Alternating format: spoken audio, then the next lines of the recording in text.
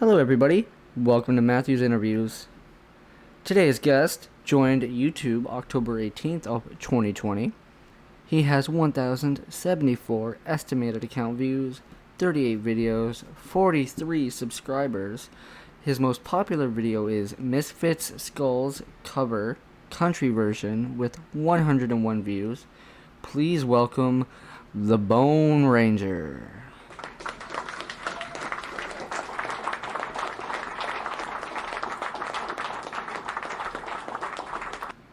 How are you today, my man? I'm doing great. Thank you for having me, Matthew. How you doing? I'm doing pretty good. It's a beautiful day, sunny out, nice and warm. Can't complain. Nice. So, what was your driving It is force to become a raining over here. YouTuber? Is it raining for you? It is, yeah. We've had downpours all day over here. Oh, jeez. Where are you located? Oh, we're down right in the heart of Texas, right in Oh, central Texas. wow. So what was your driving force to become a YouTuber?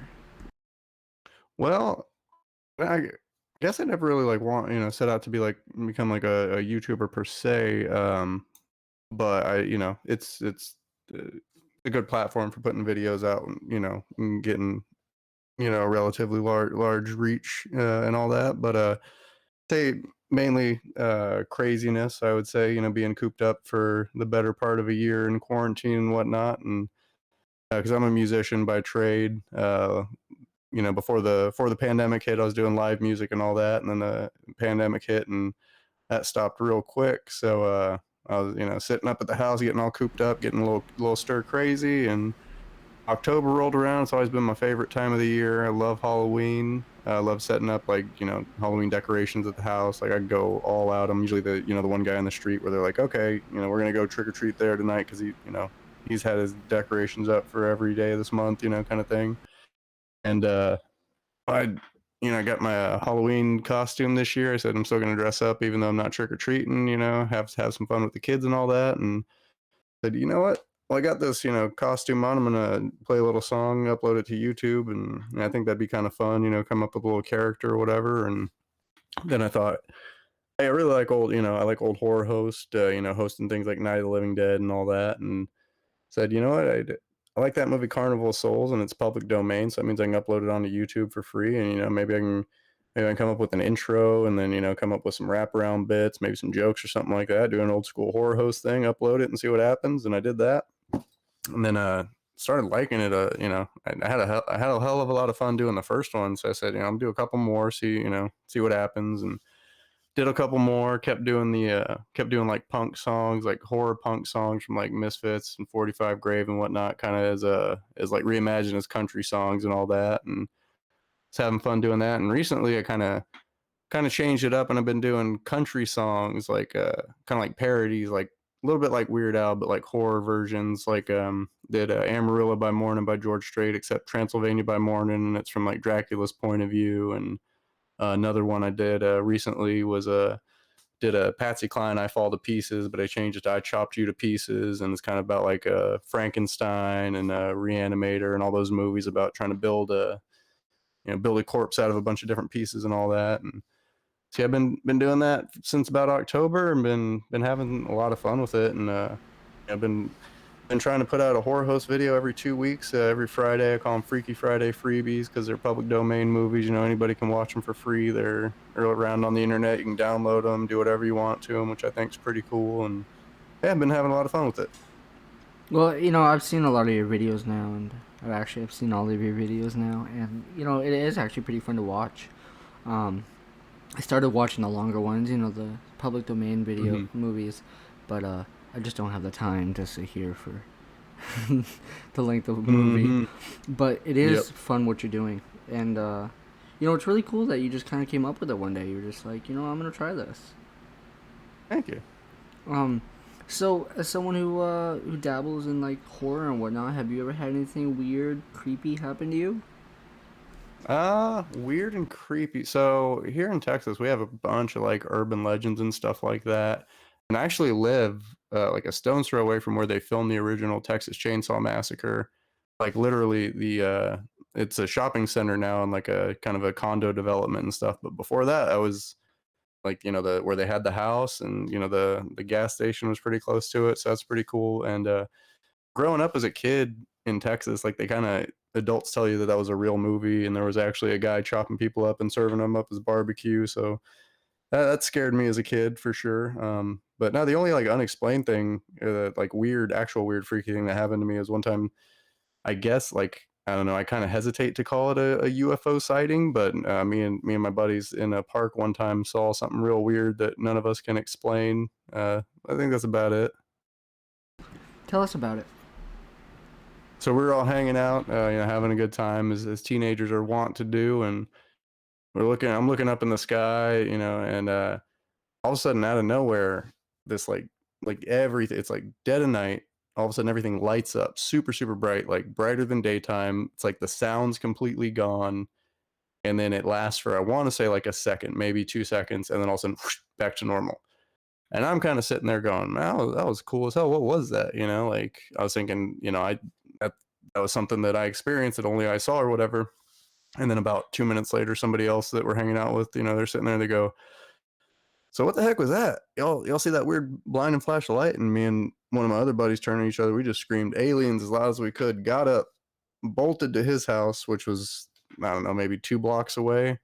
And we were having a party there, and there were a bunch of people getting out of a car, like walking inside, and some people out in the front yard smoking cigarettes and all that. And ran up. I'm like, "Hey, y'all see that weird thing that we just saw?" I'm like, "What are you talking about?" And we're like, "Over at the park, there's this huge blinding flash of light. Y'all didn't see that?" And I'm like, we don't know what the hell you're talking about." And we told everybody about it, and everybody kind of put it out of their minds. But that's since then I kind of you know I've been thinking about it and been like, I don't know what the hell that was. It was definitely something. Not sure.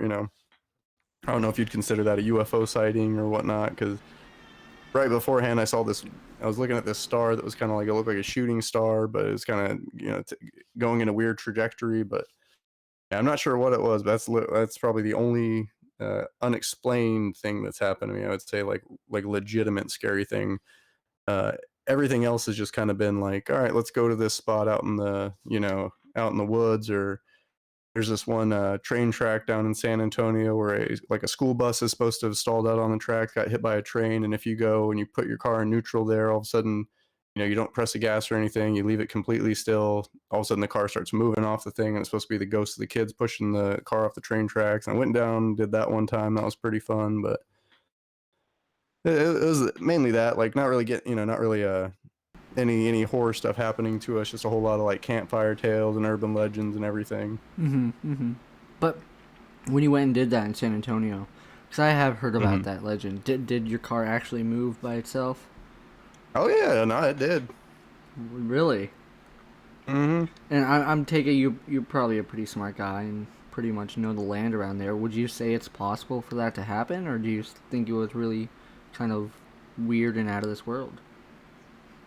I don't know. Well, I like to entertain the possibility. It makes it a lot more fun. I think that's my whole thing. Is I think it's a lot more fun if you just kind of entertain the possibility and at least have a modicum of, well, let me not shut it out completely out of my head. But we did do the thing where you put the baby powder on the back of the car or whatever to see the handprints afterwards, and there were some handprints and stuff. But another like that again, people say that you put some baby powder, let it sit for a minute, and all of a sudden the handprints that were there already, the oils absorb the baby powder and they just show up and all that. But so yeah, I don't know, like I don't want to close it out of my mind completely. Don't want to say 100% that is not possible, but at the same time, I'm sure if you go there with some kind of machinery, you can measure it and be like, oh, this might be at a slight angle that you just can't tell.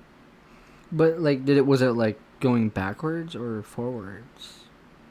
It was going forwards.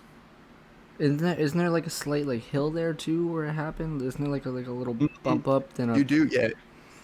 You go over a little, like you do go upward a little bit and then kind of over a little bump into a dip. So yeah, it was kind of weird. that is a little weird. But Um, it's definitely fun. If you're ever in Texas, I definitely recommend, if you're ever in the San Antonio area, to check it out. I'm gonna have to. I've actually seen like many videos and whatnot of that same thing, um, Hmm. in the same place you're talking about, and it's kind of cool that Nice. you actually went there and tried it and it happened. And Hmm. now I gotta ask, were the handprints in the baby powder were they like small child's handprints? They were very like, some were small, some were bigger. It was a bunch of different sizes. Okay, okay. So you've never like experienced a ghost or anything like that? Nah, I mean I've heard weird stuff. I've seen pictures that, people that I know personally have taken, and they're actually like it's from like a disposable camera or something, and they got developed at like a Walmart or an HEB or something like that, and then it wasn't photoshopped or anything. I've seen one picture that somebody showed me of like a little ghost in a window, but Ooh. personally, and no, I haven't. But I'm one of those people that I used to want to see ghosts, like I used to be the kind of person like, yeah, man, like if there's paranormal stuff or aliens or, Sasquatch or anything, I want to see it, like I want to have proof. Right. But the older I get and the more, because I love, actual like paranormal stuff in the real world. Like, I love listening to urban legends or folklore, anything about ghosts or anything like that. And the more I read about it, growing up, because growing up, you read you start getting into the scarier stuff. The more I'm like, maybe I wouldn't want to see a ghost if they're real, maybe just reading about them and having fun with it's good enough for me. As someone who has experienced a few ghosts, even as a hardcore skeptic as I am, Hmm. openly, um, yeah, it's a weird experience. There's something really weird about knowing that what you're looking at right now is not, you know, how can I explain it? It's there, you're seeing it, Hmm. but it can't like, it's supposed to be this soul that once lived. There's just something weird about it. I mean, Hmm. it's almost indescribable. Seeing a ghost is almost indescribable. See, I like the whole like different theories for what ghosts actually are. Like, I've heard some people say that maybe they're people from that are living in a different dimension, and they're just they're what for whatever reason the frequency that they're vibrating at comes into our dimension for just like a split second or something like that, and then you can see them for a little bit, and then they vanish back into their own dimension. Or heard of people Mm. saying like maybe they're like time travelers or something like that, and that's the way we perceive them and things. And And that's an interesting theory. That it is just regular people, just the frequency of the planet is just vibrating the same as ours on the same frequency. hmm. But that leads to a lot of questions, though, right? Oh yeah, no, it definitely does. Like, how come that the people in that world decided to build the exact same building in the exact same spot, and stuff like Hmm. that, unless it's like some kind of mirror dimension where the frequency just happens to be the same. I don't know. But, there's a lot of good theories about what a ghost could be.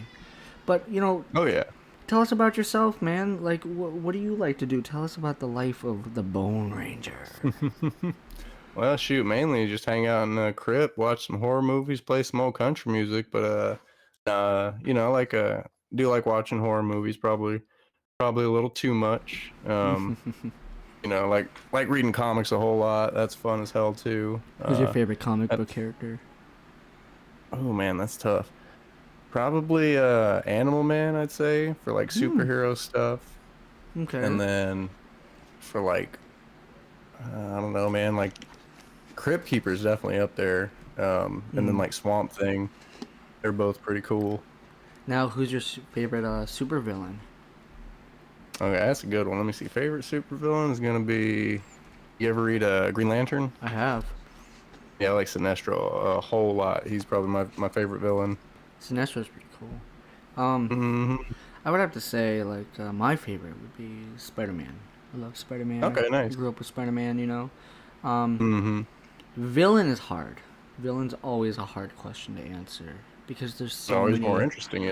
Yeah, and there's so many good villains. And I mean, don't mean good morally, but like interesting villains. Oh Um, yeah.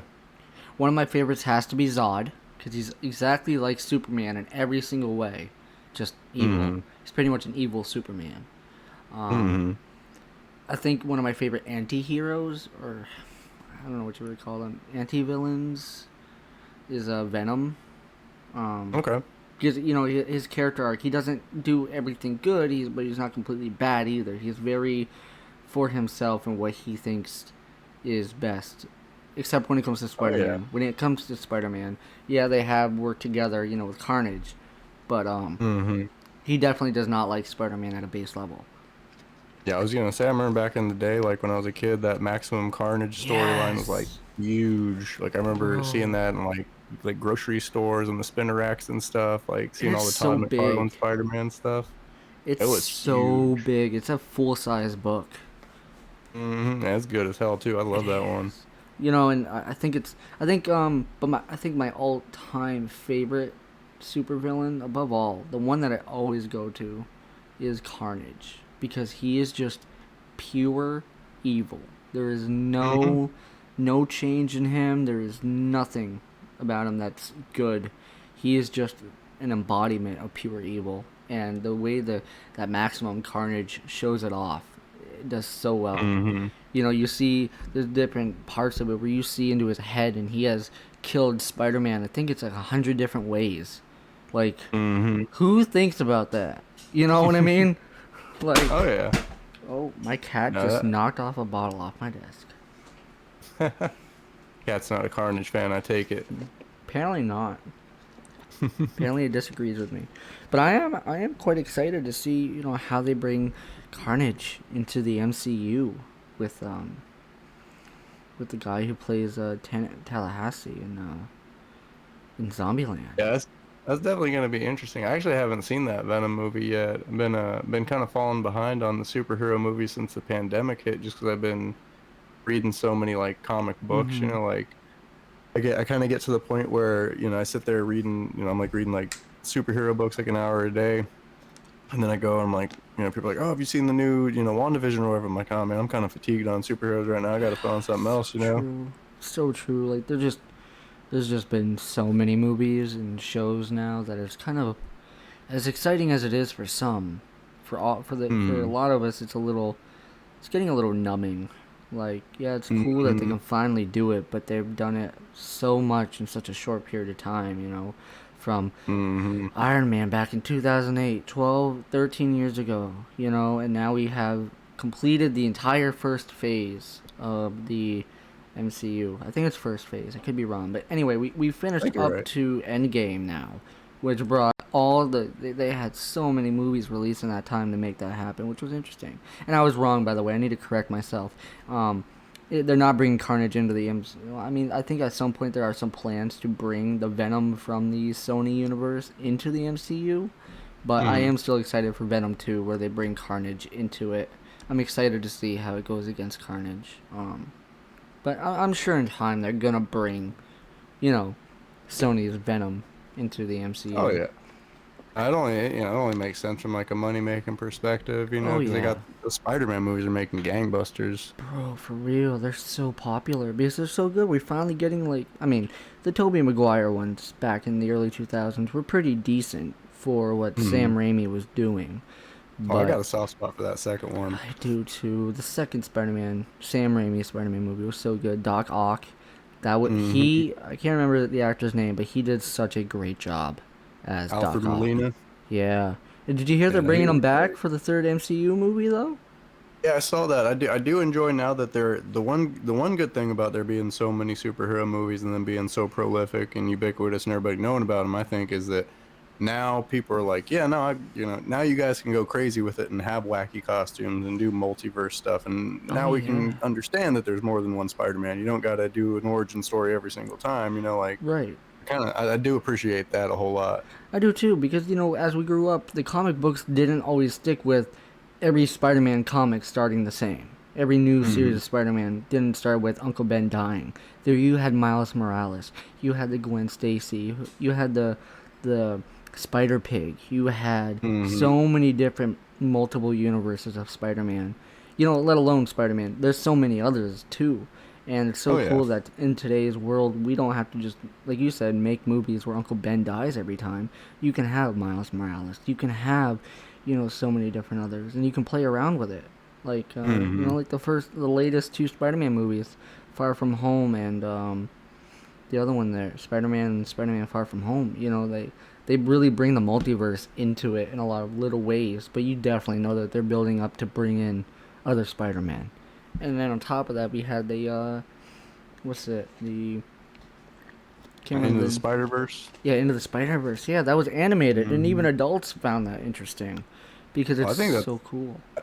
yeah, in my opinion, I think it's like one of the best Spider-Man movies. I'd put that in my top like three Spider-Man movies probably. Oh, I absolutely agree. It's so well done, and they even bring back the, in a lot of ways, an older Tobey Maguire's Sam Raimi Spider-Man, Mm-hmm. which was so cool to see. You know, it wasn't just another Peter Parker; it was the one that Sam Raimi created, which I thought Yeah, I was did love all the interesting as little hell. nods to the Sam Raimi stuff, like Oh him holding yeah. the webs on the train and all that. And Yeah, and I love that they brought in like the Gwen Stacy Spider-Man, the Spider Pig, um, mm-hmm. the mechanical Spider-Man. You know, with that big armor Mm-hmm. one. I thought it was so cool. And then by the end of the movie, you're seeing all the different multiverses being brought in the movie at once, and it was so good. It was so well done.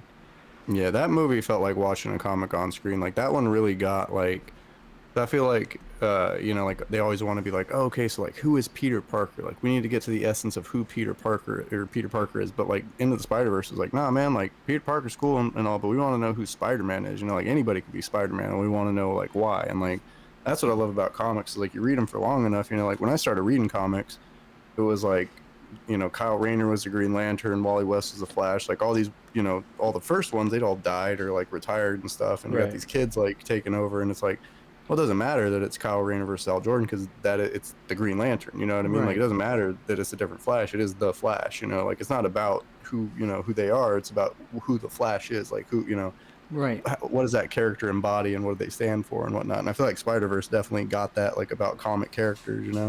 Yeah, and I agree, and I love that they did Miles Morales and finally gave him a spotlight. It was Mm-hmm. time. Like Peter Parker's great, but we all know the Peter Parker story. He's bit by a Exactly. radioactive spider, and on a field trip to Green Goblin's lab. Mm-hmm. Uncle Ben dies soon after by a robber, and that's what drives him to really become Spider-Man. Yeah, we all know that story.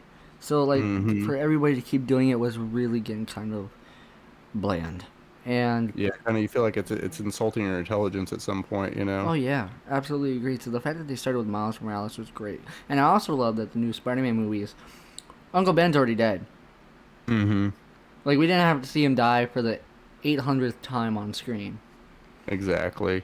Yeah, I remember when I went to see that Batman versus Superman with my wife, we were discussing it, and I was like, well, it looks like they're taking a lot of cues from like the Dark Knight Returns. Batman's gonna be older, so the one thing I'm hoping is we don't have to sit through an origin story of Martha Wayne and Thomas Wayne getting shot in an alley and seeing like pearls flying everywhere and all that. And Yeah. not 5 minutes in, they do, and I'm like, God damn it! Like you're like this is literally wasted screen time. Like you guys could Oh, have put absolutely. anything else here. Like we all know what happened. We all know that his parents died. You don't need to put it on there. Right. And like, isn't there another Batman universe where Thomas Wayne becomes Batman? Mm-hmm. Yeah, and the Because Flashpoint one. yeah, yeah, right. The Flashpoint one. That's right. Yeah, yeah. Thomas Wayne becomes Batman because Bruce is killed, which is Mm-hmm. great. One show that also got quite popular for a while was the Gotham series that Hey, I takes never watched place. that one. I watched the CW ones for a while. Like me and my wife got like really into them. Like when they started kind of getting more wacky and like leaning into the comic stuff. Like Mm-hmm. I put them off for a really long time. I was like, I'm not gonna watch them. It's like live action stuff. And then somebody sent me a GIF of like King Shark grabbing the Flash and like picking him up and like beating the crap out of him. I was like, you know what? I think I might enjoy that. Right. I gotta suggest. Okay, then I gotta highly suggest you watch Gotham. I don't know if Okay. it's still on Netflix, but it's so good. It takes place before Batman, and Mm-hmm. it's all about the Gotham Police Department and how they're living with the supervillains and dealing with them Mm-hmm. before Bruce Wayne grows up and becomes Batman. Because when he's Batman, these villains have already started to take over. They've already got their businesses up and running. A lot of them, Mm-hmm. and to see them, living in a Batman-less Gotham is cool. But by the end, you know, Bruce gets a little bit older and braver. I'm not gonna give away too much, but um, watching Bruce have to grow up in this Gotham, the way they portrayed it was quite good. It was a good show, though. By the end, it kind of gets a little stale. Yeah. Yeah, but it's good. The early seasons are really good. Did you ever see Batman or no? Which one? In Gotham. Hmm? Oh, okay. Oh, okay. Okay. Which one? There's so many. And yes, I've played most of the games. I've watched most of the movies and the TV shows and the animated series. I was a big comic book guy myself. Once in a life, well, many years ago. Oh, and Justice League and Justice League Unlimited, like the animated shows, like those kind of like got me into going to the comic shop every week and like reading the new stuff coming out, you know? Yeah, kind of get an idea of what's gonna happen, or Mm-hmm. or in their story what's supposed to happen. See how it relates to the show. Yep. Um. Okay then. Okay? What's your favorite iteration of a superhero? Hmm. Okay, favorite iteration of a superhero. Mm-hmm. That would probably be, like I said, probably the Wally West version of the Flash. Okay. Okay. That's pretty fair. That's a good one. Yeah, I feel like that's where like all the kind of the main Flash characteristics that like the mainstream audience thinks of him, you know, is like, oh, he's kind of the funny guy in the group, you know what I mean? Like he's kind of silly or whatever. Like that all I feel like that all comes from Wally West, you know. Yeah. No, I agree. I don't know. My favorite iteration of a superhero, if you were to ask me, that'd be too hard because there's just so many good ones. There's so You know, when many you good said it, I ones. was like, oh man, that's a tough one. I'm gonna have to, you know, I'm because I'm going surprised you through even all of them. answered. Not even gonna lie, I'm surprised. All right, let's talk about music. What got Okay. you into wanting to be interested in in covering so many different kinds of music? Oh man, I'm very, I guess I'm very fickle with it. Like you know, I like listening to so many different genres. Like I'm, you know, whatever it is, like old like Japanese piano jazz or whatever, you know, like old like you know, old folk music from, you know, from like Great Britain or whatever, you know, like whatever it may be. I've Hmm. I, I found that any genre, you know, genre doesn't really matter because there's always going to be good music in any genre. You just gotta you gotta find, you know, you gotta find it, you gotta search it out. That's fair. That's a fair point. Hmm. You ever listen to Falling in Reverse? Cause you mentioned you like a little bit of punk. No, I never heard them cats before. Um, they're pretty good. Ronnie Radke's a very interesting character. Um, Uh, but yeah, it's been a while. he's What were not you too gonna say? bad. Oh, I was just saying he's not too bad. He does mostly punk, but he does some other things. Like he does a little bit of rapping and hip hop, but he Hmm. mainly sticks to punk. And some of his newer stuff is much more exciting than some of his older stuff. Because a lot of the older stuff's him screaming into a mic. The pop punk of our younger years, right? But his newer Hmm. stuff is more melodic and, a bit of punk mixed in there, of course. But he really shows off his range nowadays. Um, Okay. I guess another good one I could suggest was his latest release, and that's "I'm Not a Vampire" revamped. Hmm. Okay. Sounds cool. It sounds like it'd be up my alley with the vampire angle. I think you'd like it. I'll send you a link after. Okay. Hell yeah. And Um, lately, one of the newer artists I've been getting into, because like that's the thing with like punk bands is the way I'd find them is, you know, going out and shows, because like especially with punk bands, there's so many good local bands usually, and so if you hmm go to shows, you know, you're gonna find one or two you like, and you got a $5, you know, bill in your pocket, you got yourself a new CD right there. So right. that was kind of my main avenue of finding new punk bands and stuff. And since the pandemic said, I kind of been slacking in that regard. But Orville Peck, he's like this new country dude that like his attitude is super super punk, and he's super fun to listen to. I like him a whole hell of a lot, and I think he's getting a little more mainstream recognition, which is good. I think I've heard something from him. Could be wrong, but I'm pretty sure it was him. Nice. And if it's who I'm thinking of, yeah, he's got a very interesting tone to his voice, Hmm. and his vocal skill is pretty good. But yeah, I gotta say, overall, like in the last couple of years or so, been really, really, really into like old country music. Like I'm talking like, you know, dawn recording kind of stuff, like stuff from like the 20s and 30s. Mm-hmm. 'Cause back then, like before it was kind of before they tried to make it like a commercially viable genre, and like, hey, let's have like, you know, producers and let's have like stars and stuff like that. Those dudes, like they were like a bunch of poor people like in shacks, like living out in Tennessee, and people would go record them and stuff. And the songs they would sing, like they wouldn't be like censored or anything. They'd be like, some of them be cursing, some of them would be about like really kind of racy songs about like sex or drugs or like being poor, like being a hobo and stuff like that. So I kind of been like gravitating towards those, and of course, like Hank Williams Sr. is like a huge, huge, huge influence on me. And I'm sure like anybody from like Texas or the South, like I'm sure he's a huge influence on them as well. I have to agree. Hank Williams really set the early standard for the country music genre. He Mm-hmm. really did. He really showed what country music could be, and he performed it really, really well. Um, Yes, he did. but that's not to say like it held up in time. Some of his songs look. If you were to listen to some of his songs now in today's world, I think. Mm-hmm. Now I don't completely agree with cancel culture because I feel like they just attack way too many things that really don't deserve to be attacked because it was a different time period. It was a different period of time where even though that stuff was acceptable, it's not now. Not Yeah. all of history needs to be erased, um, or canceled. I think that's the term.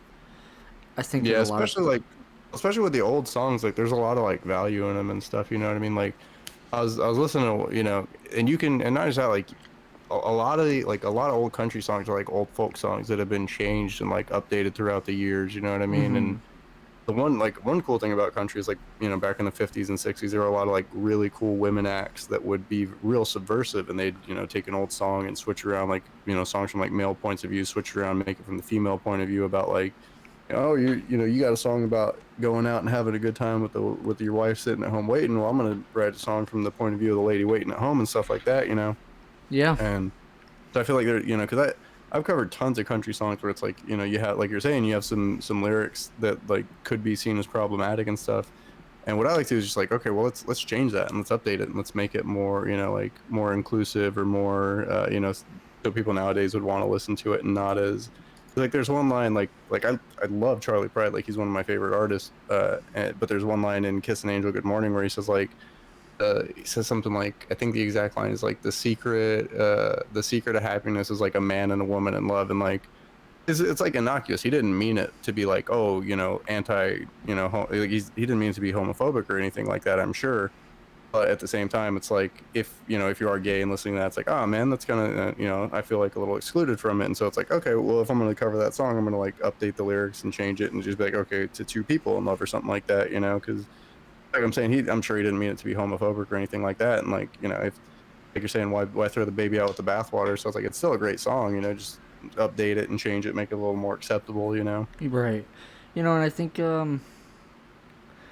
instead of canceling that kind of history, maybe there could be a better, less toxic way of handling, you know, pieces of history Mm-hmm. like that.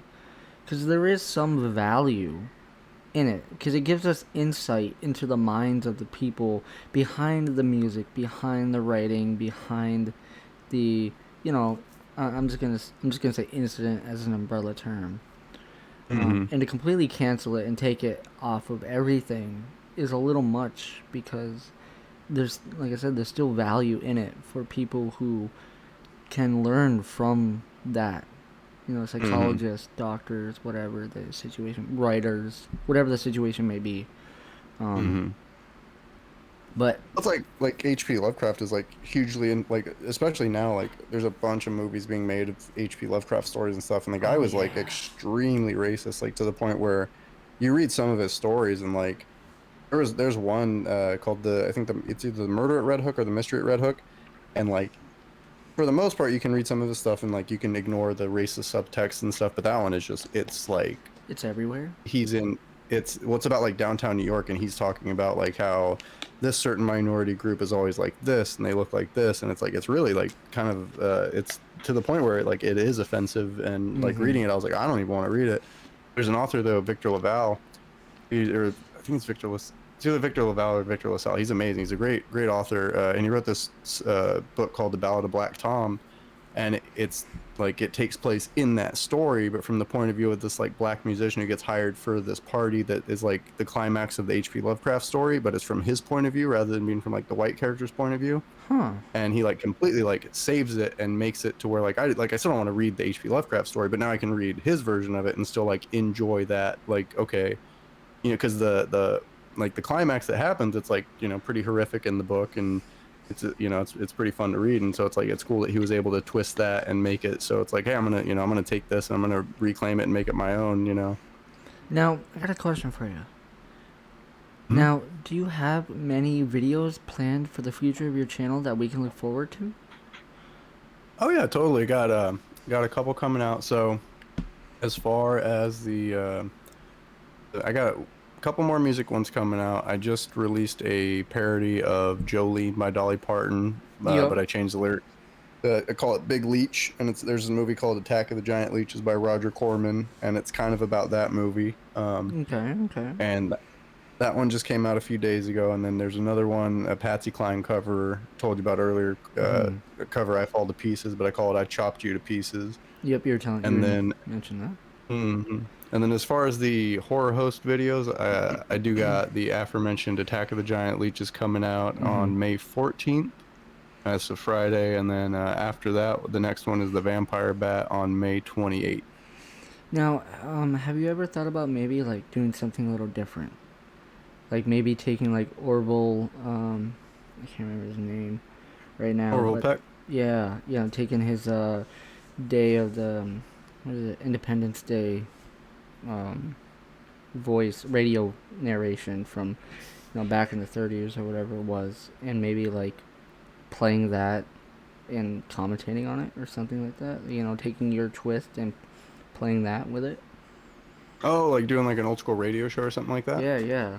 Because I mean, Yeah, that would be totally cool. I've been thinking about it because, like I told you earlier, me and my buddy got a podcast going, mm-hmm. and I've always thought, podcasts it's literally just radio that that you listen to on the internet, so they're perfect for, radio show formats. And there's a bunch I listen to. There's one called Horror on the Air or Horror Over the Air. Mm-hmm. They're really good. I like them a lot. The production values are great. Like the Foley's really good with the sound effects, and the actors they get are really top notch. Like the performances are good and believable. But yeah, and I've really wanted to kind of toy with doing that. Because there's like I feel like, because my horror hosting, it's a bunch of different influences. It's like, I'm like influenced by like Joe Bob Briggs, of course. There was a guy here in Austin, Professor Anton Griffin. He's still around. He's still doing stuff. But when I was a teenager, he had a horror host show on public access, and I would catch it like every Friday night. I loved it. Like it was one of my favorite shows. It was like Friday at midnight. It was called Professor Griffith's Midnight Shadow Show, and I was like always there every single week, tune in. Um, and then like Elvira, like Svengoolie, like with the comedy and stuff. But one thing that I definitely have been that I kind of I don't want to say stole, but kind of borrowed from Welcome to Night Vale is I've been like, okay, so like, this place sponsored us this week, and they're located like across the street from the never-ending, ever-burning tire fire on Main Street, like next to the abandoned multiplex where all the teens died that summer, across the Ooh. street from the ever-expanding sinkhole or something like that. You know what I mean? Yeah. Like they all kind of take place. Like I did one video called Midnight Monkey Madness about this video store that's like staffed by monkeys and apes and stuff like that, like the Mm-hmm. gorilla, like the cashier's a gorilla, and like the dude stocking tapes is a baboon or whatever. Because I was doing the gorilla the next week, and I don't know why, but I've always just had kind of an affinity for monkey movies, and I was like, that'd be funny if there was a monkey video store. And so I've been kind of doing fake commercials or whatever, and I kind of took that from Welcome to Night Vale. And they're another one of my favorite like radio horror, kind of like old school horror show things. I don't know if you've gotten into them. I've seen a few. I can't say I'm well versed in them though, but it sure sounds like that you're making kind of your own little universe with your tales. Are you thinking about maybe doing like a monkey verse or something Oh, where that would be sick. like where everything is ruled by monkeys, kind of like a Planet of the Apes almost, or like maybe like this Oh, one little town out in the middle of nowhere is all run by I, monkeys. I, I would definitely like to do that. Like even do like skits like from like the Monkey Run video store or something like that. It's just Yeah. that like when I started doing this, like I said, I'm like musician, that's like my bread and butter, like I went to college for it. I went to college for like recording music and stuff. So like you get me in a recording studio, you know, you tell me what to do, I can do it. I can get it done for you. I can I can record, I can mix, I can master, whatever. It's all good. But Hmm. visual, like I don't know what the hell I'm doing. Like I barely like started looking up like f-stops and like ISOs and like sensors and stuff like that, you know what I mean, to like get the lighting right and like do the proper white balance and everything. Um but besides that, like I'm just filming with my phone and stuff, and like that's another thing is I don't like I'm just doing it in my room. Hmm. And so as far as like props and stuff, I'm a little like I have like a bunch of like cool Halloween decorations that I use and stuff, but for the most part I'm a little limited on props. But I have been taking some classes with the public access cable channel here in town, Okay. and when they open back up, like in limited capacity, of course, they're going to start allowing people to go and like film at the studio and stuff, and like use nicer cameras and have like 3 camera setups and stuff, so you can really quickly get a shot over here, break everything down, or like while somebody's breaking that down, you can run over here, get the camera going, get this other shot. So I'm hoping that when I'm able to go in and start using like nicer cameras and stuff like that, we can go build a set there, and then hopefully like because what I want to do is like have more characters. Like I don't care if I have to play them or whatnot or what, but do like more characters and stuff. Because That'd I be do. cool. There's like a couple other characters that I have on the show. Like there's like Scooter the vampire and stuff like that. But Hmm. I want to do a few more characters, and I feel like having the bigger space of the studio and like having access to the cameras and stuff is going to be cool. Plus, if you film it with their stuff, they put it up on their public access channel, which I think would be pretty cool. That'd be awesome. And, you could create your own little monsterverse. And that's kind of my like my end goal, I guess, is because like I don't know, I'm like super influenced by Professor Griffin, like I said, Hmm. and he had his show on public access here when I was a teenager. So if I can get my show on public access, I'm like, all right, cool. That's like the top of the mountain for me. I'm happy. Well, I really hope you do it, my man. And everyone, thank you for being here. Thank you for watching this today. Bone Ranger, thank you so much for being here today. I really appreciate you taking the time out of your schedule to come talk with me for a little bit. Yeah, right back at you. I really appreciate you having me on, and thanks to everybody for listening as well. And yeah, again, like I really appreciate the opportunity. Thank you, thanks a bunch. Yeah, you're welcome, man. And I am definitely gonna have you back. Everyone, thank Thank you you. for watching. Please go like and subscribe to the Bone Ranger. His channel is amazing. His content is fun, and it is sure to give you a good time. Thank you, everyone, and have a wonderful day.